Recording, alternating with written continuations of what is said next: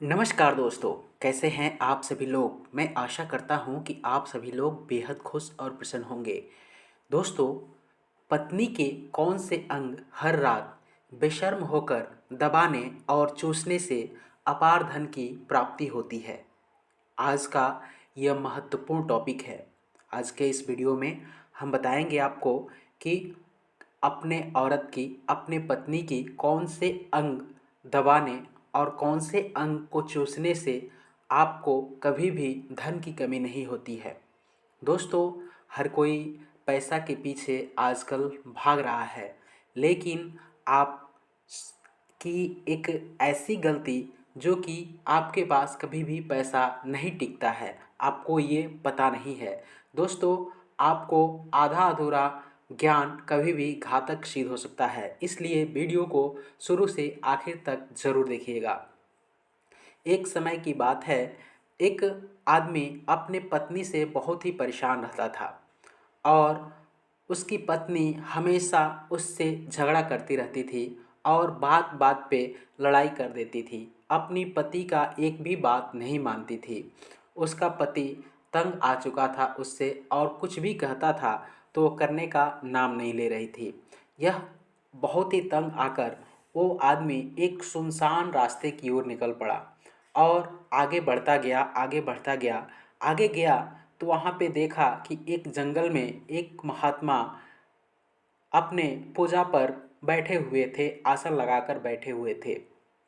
मायूस होकर उनके बगल में वहीं पर जाकर बैठ गया और कुछ देर के बाद जब महात्मा जी अपनी आँख खोले तो देखे कि यहाँ पे एक आदमी बैठा हुआ है। तो पूछे कि तुम कौन हो और यहाँ किस लिए आए हो। अब यह आदमी पूरी अपनी व्यथा सुनाया और व्यथा सुनाने के बाद अब साधु महाराज बोले कि तुम परेशान मत हो, तुम्हारी जो पत्नी है तुम्हारी बात नहीं मान रही है। मैं तुम्हें एक कहानी के ज़रिए तुम्हें एक सीख देना चाहूँगा। तुम ये सीख बहुत ही अच्छी तरीक़ा से ये कहानी सुनोगे तो तुम्हारी पत्नी हमेशा तुमसे कभी भी नाराज़ नहीं होगी और तुम्हारी सारी कही बातें मानेगी। अब साधु जी महात्मा एक कहानी के ज़रिए अब इस कहानी को आगे बढ़ा रहे हैं और कहते हैं कि एक राज्य में एक किसान था और उसकी पत्नी थी और उन लोगों के पास बहुत सारा खेत था जिसमें वो अपना खेती करके और जीवन यापन करते थे। और दोनों में इतना प्रेम था, दोनों में इतना गहरा प्रेम था कि कभी भी आपस में लड़ाई झगड़ा नहीं होता था।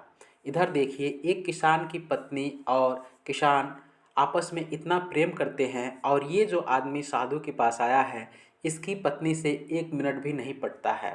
अब महात्मा जी कहते हैं कि वो किसान और उसकी पत्नी का प्रेम और देखकर अगल बगल के लोग भी बहुत ही प्रसन्न थे कि इन दोनों में कभी भी झगड़ा नहीं होता है और ये हमेशा आपस में एक साथ मिलजुल कर रहते हैं और इन लोगों के पास धन भी खूब आता है।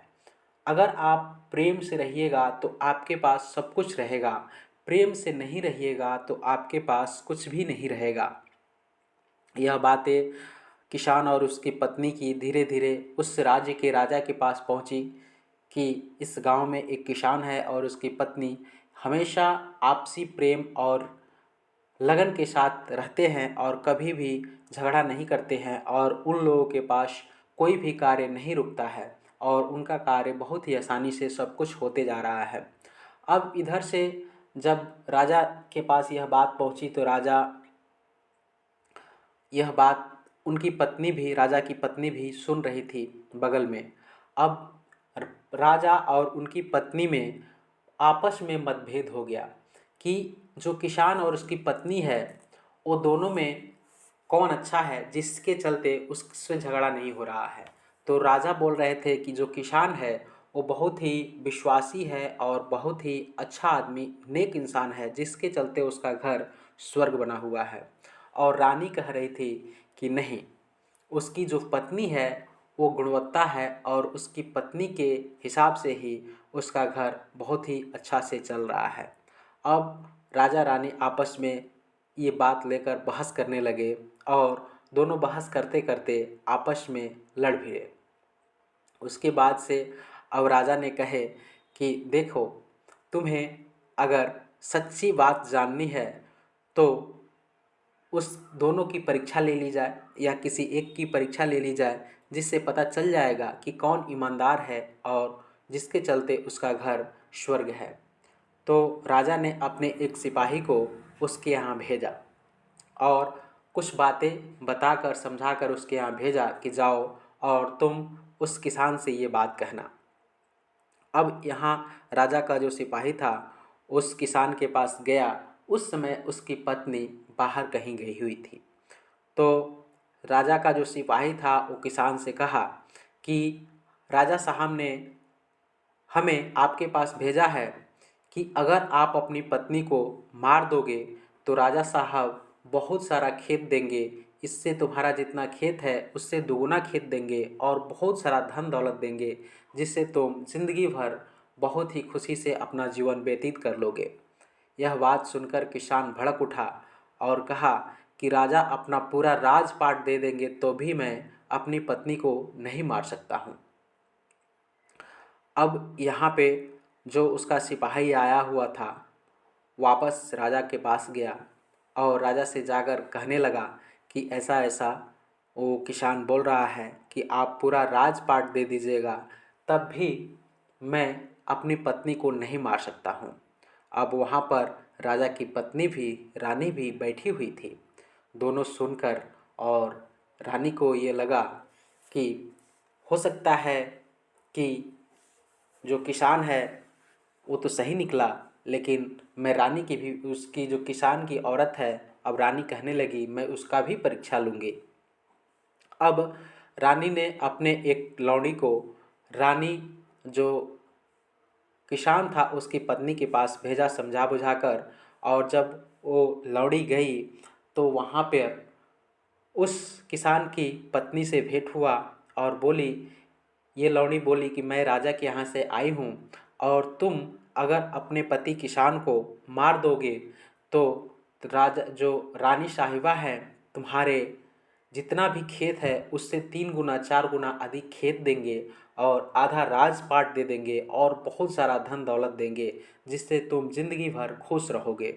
यह बात सुनकर जो किसान की औरत थी वो मान गई और कहने लगी कि मैं ये काम कर दूंगी। अब लौड़ी जो थी दौड़ी दौड़ी रानी के पास आई और पूरी व्यथा सुनाई, और व्यथा सुनाने के बाद अब राजा रानी दोनों समझ गए कि स्त्री जात कभी भी किसी को भी मार सकती है, और स्त्री जात से इन दोनों को घृणा होने लगा।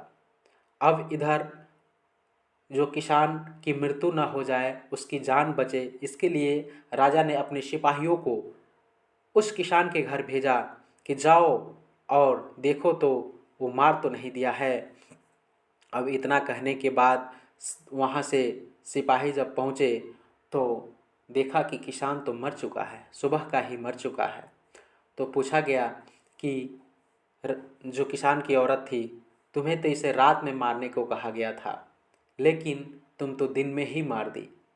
तो वो औरत बोली, हमें तो इसे मारना ही था, जब मारना तब मारना था जब कभी न कभी हमें इसे मार देना ही था, क्योंकि किसान कभी भी अपने पत्नी को कोई भी उल्टा शब्द नहीं बोलता था। जो भी कार्य करती थी उसकी पत्नी उसी में हामी भरता था, इसीलिए उसका घर स्वर्ग से सुंदर था और आपसी कभी भी लड़ाई झगड़े नहीं होते हैं। तो अगर आप अपनी पत्नी के साथ भी अपने व्यवहार के साथ रहेंगे तो आपके घर में भी लड़ाई झगड़े नहीं होंगे। और राजा साहब पूछने लगे कि तुम्हारे घर का राज क्या था, तुम्हारे घर के अंदर धन दौलत और सुख शांति कैसे थी। तो किसान की औरत बोलने लगी कि हमारे पति जो है कि हमारा जो अंगूठा है उसके हमेशा दबाते थे और कान का पीछे वाला जो हिस्सा था उसे चाटते थे, ये चूसते थे, इसके चलते हमारे घर में हमेशा सुख शांति बना रहता था। तो दोस्तों, ये आज का वीडियो आपको कैसा लगा आप हमें कमेंट करके ज़रूर बताइएगा। मैं मिलता हूँ आप सभी के लिए एक नए वीडियो के साथ। तब तक के लिए आप सभी लोगों का बहुत बहुत धन्यवाद। जय हिंद।